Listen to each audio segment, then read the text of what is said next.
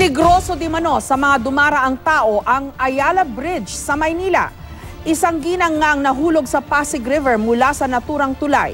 May report si Emil Sumangil.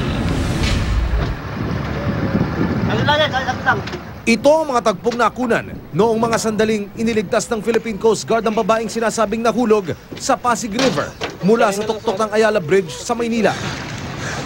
Binatuan agad ng salbabida ang biktima, tsaka siya dahan-dahang hinila palapit sa nakaantabay na aluminum rescue boat na mga kagawad ng Coast Guard na lumusong sa ilog.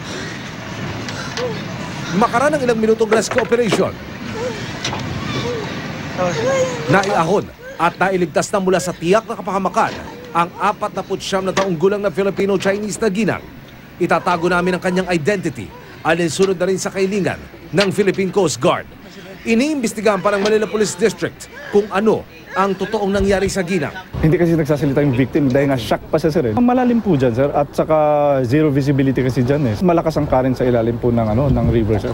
Kung ang Coast Guard Station Pasig ang tatanungin, malapit sa peligro ang disenyo ng istruktura ng Ayala Bridge pagdating sa kaligtasan ng mga pedestrian na madalas dumaraan sa ibabaw ng tulay.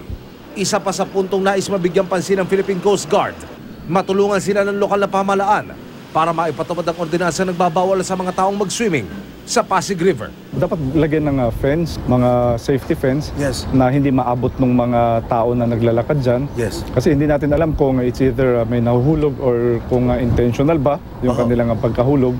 Emil Sumangil, GMA News.